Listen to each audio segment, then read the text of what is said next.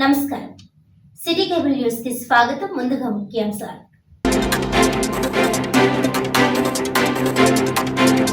కాకినాడ జిల్లా కాంగ్రెస్ పార్టీ కార్యాలయంలో ఘనంగా మాజీ ప్రధాని ఇందిరాగాంధీ జయంతి. దేశంలో పేదరిక నిర్మూలన కోసం ఎనలేని కృషి చేశారని కొనియాడిన మాజీ కేంద్ర మంత్రి ఎంఎం పల్లం రాజు.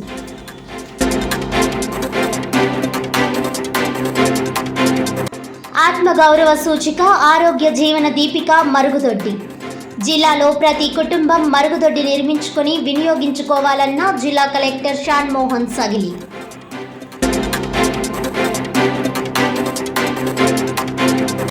సైబర్ క్రైమ్ నిరోధించేందుకు తీసుకోవాల్సిన చర్యలపై బ్యాంక్ మేనేజర్లతో ప్రత్యేక అవగాహన సమావేశం.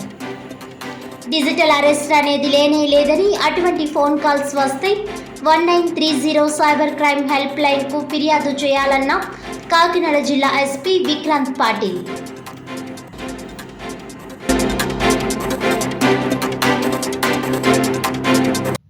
డీటెయిల్స్ చూస్తే ఆత్మగౌరవ సూచిక ఆరోగ్య జీవన దీపిక అయిన మరుగుదొడ్డిని జిల్లాలో ప్రతి కుటుంబం నిర్మించుకుని వినియోగించుకోవాలని జిల్లా కలెక్టర్ షాన్మోహన్ సగిలి కోరారు.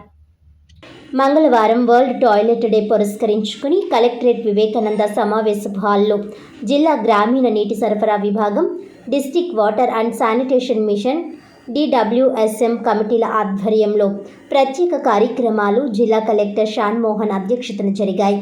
ఈ కార్యక్రమంలో తొలుత వ్యక్తిగత పరిశుభ్రత, టాయిలెట్ వినియోగంపై జిల్లా వాటర్ అండ్ శానిటేషన్ మిషన్ ప్రచురించిన గోడపత్రికను జిల్లా కలెక్టర్ ఆవిష్కరించారు. అలాగే వరల్డ్ టాయిలెట్ డే పురస్కరించుకుని మంచి పారిశుధ్య సేవలు అందిస్తున్న క్లాప్ మిత్రులను జిల్లా కలెక్టర్ సత్కరించి జిల్లాలో టాయిలెట్లు లేని కుటుంబాలకు వ్యక్తిగత మరుగుదొడ్లు మంజూరు చేస్తూ ఉత్తర్వులను అందజేశారు.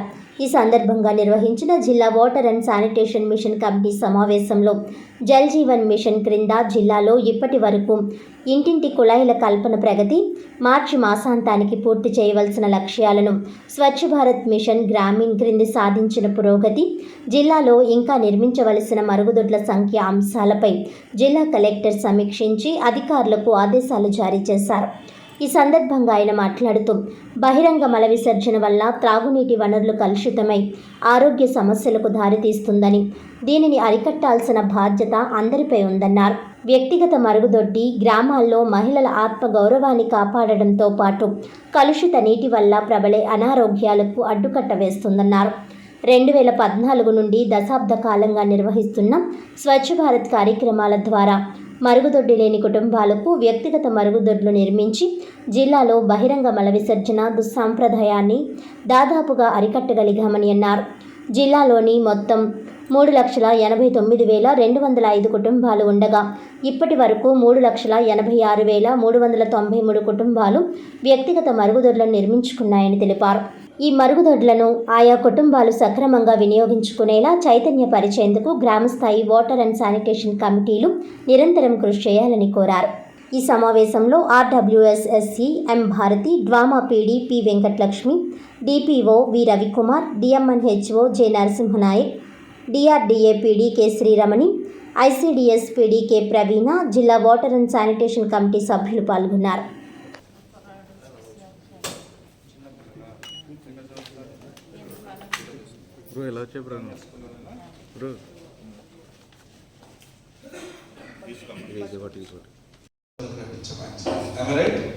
చాలా మంది ఇక్కడ ఉన్న చేస్తుంటారు అనమాట. సో స్టిల్ మనంతా గమనించాల్సింది, మనం ఒప్పుకోవాల్సింది ఏంటంటే మేబీ కొంతవరకు మనం సక్సెస్ఫుల్ అయి ఉండొచ్చేమో, బట్ ఇప్పటికీ నేను మా సొంతూరుకి వెళ్ళినప్పుడు సైడ్ ఎఫెక్ట్స్ అంటే కంటామినేషన్ ఆఫ్ వాటర్ కానీ ఎస్పెషల్లీ ఈ ఏరియాలో. సో అంటే మనం సిగ్గుపడకుండా చెప్పాల్సిన ఒక ఏంటంటే, ఇప్పుడు ఫర్ ఎగ్జాంపుల్ కొత్తపల్లి ఇలాంటి లేకుండా at least I don't think more than 25-30 samples per hour per 100. అంత bad situation just because ground water level is ఆ లెవెల్లో ఉంది. న్యాచురల్గా ఇంట్లో ఉన్న డ్రైనేజెస్ కానీ లేకపోతే ఇలాగా బారిన పడి అవ్వకుండా ఒక ఎపిడమిక్ లాగా ఉంటుంది. కావాలంటే CPW స్కీమ్ ఉంది. ఆ CPW స్కీమ్ నుంచి అందరికీ వాటర్ ఇస్తున్నాం కాబట్టి ఇప్పుడు మా సైడ్ కొండలు ఉంటాయి, కొంత వాటర్ కంటామినేషన్ అయ్యే అవకాశం ఉండదు మా సైడ్, యాక్చువల్ చాలా తక్కువ. ఇక్కడ ఇంకా it's very very dense population. మీకు ఫస్ట్ థింగ్ హ్యూమిలియేషన్, అంతే కదా, ప్రతిసారి బయటకు వెళ్ళాలి, హ్యూమిలియేషన్ కొంచెం it is more convenient for people to go out also. ఇక్కడేంటి నదే దగ్గర ఉంటాయి, ఒక ఊరు ఎప్పుడు అయిపోయింది, ఊరు ఎప్పుడు స్టార్ట్ అయిందో తెలియదు ఇక్కడ సగం. అలాంటి ప్లేసెస్లో ఎంతో కొంత క్లోరైడ్ యాడ్ చేస్తూ అట్లీస్ట్ సైకలాజికల్ పక్కన పెట్టేస్తే హెల్త్ వైజ్ అంత డ్యామేజ్ ఉండదు అనేది ఒక ప్రయత్నం. అది ఎంత సక్సెస్ఫుల్ అవుతుందో మనకు తెలియదు, బట్ ప్రయత్నం చేద్దాం అనుకున్నాం, ముందుకు వెళ్తున్నాం దాని గురించి.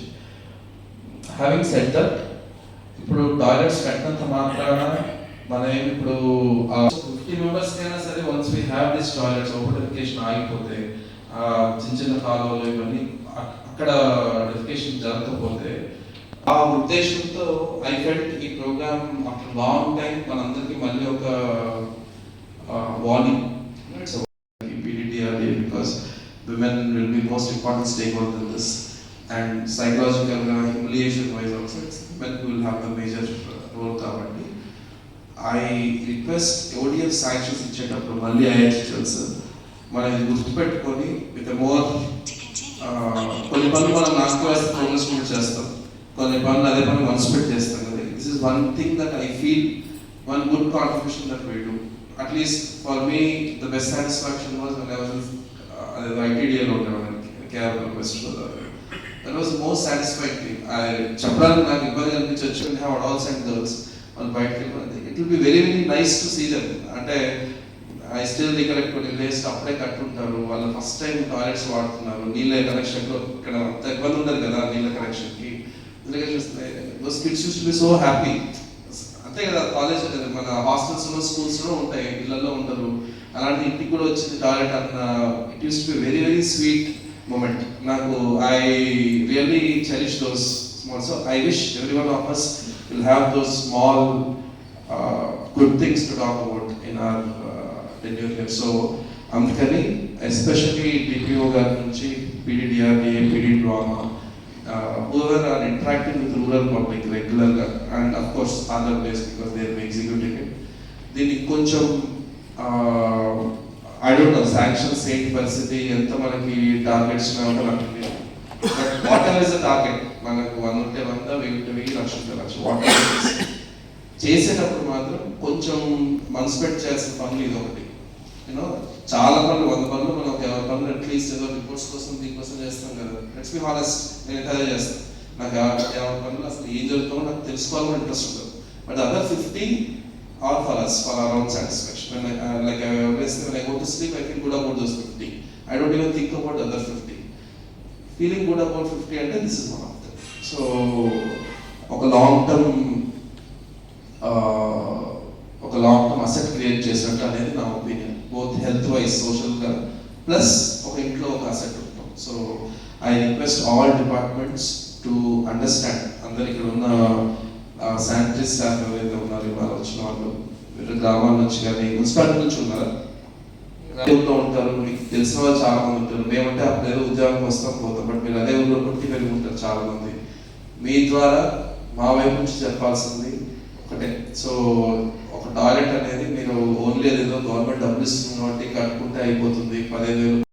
బాల మందిరం గోదావరి బాలోత్సవం సంయుక్త ఆధ్వర్యంలో ఉమ్మడి తూర్పుగోదావరి జిల్లా స్థాయి బాలల కథా రచన పోటీలు డిసెంబర్ 1వ తేదీన నిర్వహిస్తున్నట్లు నిర్వాహకులు అంగర గోపాలకృష్ణ, ఎం మల్లికార్జునరావు తెలిపారు. కాకినాడ ప్రెస్ క్లబ్లో మంగళవారం జరిగిన ప్రింట్ అండ్ ఎలక్ట్రానిక్ మీడియా సమావేశంలో బాలోత్సవం వ్యవస్థాపక అధ్యక్షులు అంగర గోపాలకృష్ణ, కృష్ణశ్రీ, గోదావరి బాలోత్సవం బాధ్యులు ఎం మల్లికార్జునరావు, కాకినాడ ప్రెస్ క్లబ్ కార్యదర్శి శోభన్ బాబు పాల్గొన్నారు. ఈ సందర్భంగా వారు పోటీలకు సంబంధించిన పోస్టర్లు, కరపత్రాలు ఆవిష్కరించారు. ఉమ్మడి తూర్పుగోదావరి జిల్లాలోని అన్ని ప్రభుత్వ, ప్రైవేట్ పాఠశాలలకు చెందిన 4వ తరగతి నుండి 10వ తరగతి చదువుతున్న విద్యార్థులు ఈ పోటీలో పాల్గొనవచ్చునని నిర్వాహకులు తెలిపారు. ఈ నెల 25వ తేదీలోగా 9963163136 లేదా 9492249377 నెంబర్లకు ఫోన్ చేసి ఉచితంగా రిజిస్ట్రేషన్ చేయించుకోవచ్చునని అన్నారు. విద్యార్థులు రాసిన కథలలో 80 కథలు ఎంపిక చేసి ఉమ్మడి తూర్పుగోదావరి జిల్లా బాలల కథా సంపుటి 2025 పేరుతో పుస్తక రూపంలో ముద్రించనున్నట్లు వారు తెలిపారు. విద్యార్థుల తల్లిదండ్రులు, ప్రధానోపాధ్యాయులు, పాఠశాలల యాజమాన్యాలు, ఉపాధ్యాయులు తమ విద్యార్థులను ప్రోత్సహించి ఈ పోటీలో పాల్గొనేందుకు సహకరించాలని నిర్వాహకులు కోరుతున్నారు. మల్లికార్జునరావు, జన విజ్ఞానికి బాధ్యుడిని. అలాగే ఇక్కడ గోదావరి బాలోత్సవ తాలూకు ప్రతినిధిగా మీ ముందు హాజరయ్యాను. గోదావరి బాలోత్సవం గత 2 సంవత్సరాలుగా పిల్లల కోసం అనేక కార్యక్రమాలు, దాదాపు 32 అంశాల్లో 60 రకాల పైగా పోటీలని నిర్వహిస్తూ విద్యార్థులను ఆకట్టుకుంటూ ఉంది. విద్యార్థుల్లో దాగున్నటువంటి నైపుణ్యాలని వెలికి తీయటం, వాళ్ళలో స్పోర్టీ స్పిరిట్, సృజనాత్మకత ఇటువంటి అంశాలని వెలికి తీసే క్రమంలో గోదావరి బాలోత్సవం 2 సంవత్సరాలుగా విస్తృత కృషి చేస్తుంది. వేలాదిగా విద్యార్థులు ఈ కార్యక్రమాల్లో పాల్గొంటున్నారు. అదే క్రమంలో కథలు చెప్పే సంస్కృతి క్రమంగా కనుమరుగవుతున్న సందర్భంలో మళ్ళీ ఆ కథలు చెప్పే, వినే, రాసేటువంటి సంస్కృతిని బయటకు తీసుకురావాలని బాలమందిరం ఇటీవలే గత నుంచే ఈ కార్యక్రమాలు నిర్వహిస్తూ వస్తున్నది. చాలా సంవత్సరాల నుంచి వారి సహకారంతో సంయుక్తంగా గోదావరి బాలోత్సవం, బాలమందిరం కలిపి ఈ చక్కని కథల పుస్తకాన్ని ఉమ్మడి తూర్పుగోదావరి జిల్లా స్థాయిలో తీసుకొచ్చేటువంటి ప్రయత్నం చేస్తున్నాము. అందుకోసం విద్యార్థుల్ని ప్రోత్సహించే ప్రయత్నంగా విస్తృతంగా ఉమ్మడి గోదావరి జిల్లా అంతా ప్రచారం జరుగుతూ ఉన్నది. పిల్లల్ని ప్రోత్సహించి వాళ్ళు రాసిన కథలే కాకుండా సేకరించిన కథలు కూడా, అద్భుతమైనటువంటి కథలు పెద్దవాళ్ళ దగ్గర కూడా ఉంటాయి కనుక వాటి నుంచి కూడా సేకరించి మంచి కథల పుస్తకాన్ని తీసుకొచ్చే ప్రయత్నం 2 సంస్థలు కలిపి సంయుక్తంగా నిర్వహిస్తున్నాయి. దాన్ని విజయవంతం చేయవలసిందిగా ప్రతి ఒక్కరిని కోరుతున్నాను. నమస్కారం. అందరికీ నమస్కారం అండి. నా పేరు అంగర్ గోపాలకృష్ణ. నేను బాలమందిరం వ్యవస్థాపక అధ్యక్షునిగా మాధవపట్నంలో ఈ సంస్థ ఏర్పాటు చేసి పిల్లల కోసం అనేక కార్యక్రమాలు చేయడం జరుగుతుంది. మా సంస్థ బాలమందిరం మరియు గోదావరి బాలోత్సవం అంటే రాజమండ్రిలో ఈ పిల్లల కోసం అనేక యాక్టివిటీస్ చేసేటువంటి గోదావరి బాలోత్సవం, బాలమందిరం కలిసి సంయుక్త ఆధ్వర్యంలో ఉమ్మడి తూర్పుగోదావరి జిల్లా స్థాయిలో బాలల కథా రచన పోటీలు ఈ డిసెంబర్ 1వ తారీఖున ఆదివారం నాడు SKBT English medium school, Nandam Ganraj junction, TTD Kalyana Mandapam, రాజమహేంద్రవరంలో డిసెంబర్ 1వ తేదీ ఆదివారం నాడు పిల్లలకి కథా రచన పోటీలు జరుగుతాయి. ఆ కథా రచన పోటీల్లో 4వ తరగతి నుంచి 10వ తరగతి వరకు తెలుగు మరియు ఇంగ్లీష్ మీడియం, ప్రైవేట్ మరియు గవర్నమెంట్ స్కూల్స్ ఎవరైనా పాల్గొనవచ్చు. తెలుగులో మాత్రమే ఈ కథా రచన చేయవలసి ఉంటుంది. సేకరించిన కథలు లేదా సొంతంగా రాసిన కథలు కూడా ఇక్కడ రాసే అవకాశం ఉంది. 2 విభాగాల్లోనూ ఉంటాయి, కానీ ఒక కథ మాత్రమే రాయాలి. అది తెలుగులో రాయవలసి ఉంటుంది. A4లో 1 కానీ 2 షీట్లు కానీ ఒకవైపునే అక్కడికి వచ్చి రాయాలి.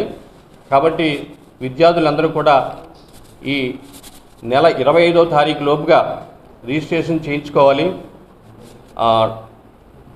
కృష్ణశ్రీ పేరు మీద 9963163136 ఇది ఈ ఫోన్ నెంబర్ కానీ, అలాగే తులసి గారు గోదావరి బాలోత్సవం తరపున తులసి గారి నెంబరు 9492249377 ఈ నెంబర్ కానీ మీరు ఫోన్ చేసి రిజిస్ట్రేషన్ చేయించుకోవచ్చు.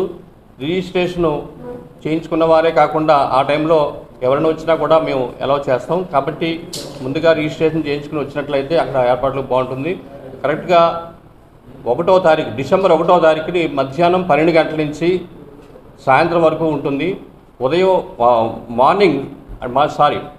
మధ్యాహ్నం 12 నుంచి 1 వరకు వర్క్షాప్ జరుగుతుంది, కథా వర్క్షాప్. అనంతరం కథల పోటీలు జరుగుతాయి. కాబట్టి ఇప్పుడు చెప్పినటువంటి ఫోన్ నెంబర్కి రిజిస్ట్రేషన్ చేయించుకుని తప్పనిసరిగా కథారచన పోటీల్లో పాల్గొనవలసిగా కోరుచున్నాం. ఈ కథారచన పోటీల్లో వచ్చినటువంటి మంచి కథలు 80 నుంచి 100 కథల వరకు మంచివి ఎంపిక చేసి వాటిని ఒక పుస్తక రూపంలో ఉమ్మడి తూర్పుగోదావరి జిల్లా స్థాయి బాల కథారచన బాల కథలు అనే పేరు మీద 2025 జనవరిలో ఈ పుస్తకాన్ని విడుదల చేయడం జరుగుతుంది. అందుకోసం మంచి కథలను ఎంపిక చేసి ప్రచురిస్తాం కాబట్టి మంచి కథలకి మంచి బహుమతులు కూడా తప్పకుండా ఇవ్వడం జరుగుతుంది. రాసిన వారి అందరికీ కూడా, కథలు రాసిన ఎవరైతే పార్టిసిపెంట్స్ ఉంటారో వారందరికీ కూడా ప్రశంసా పత్రాలు ఇవ్వడం జరుగుతుంది. ఆ మంచి కథలు ఎంపిక చేసిన తర్వాత పుస్తక ఆవిష్కరణ సమయంలో బహుమతి ప్రదానం కూడా జరుగుతుంది. అది ఎప్పుడనేది మరణ మీకు తెలియజేస్తాం. తప్పనిసరిగా ఈ కథా రచన పోటీని విజయవంతం చేయవలసిందిగా కోరుచున్నాం.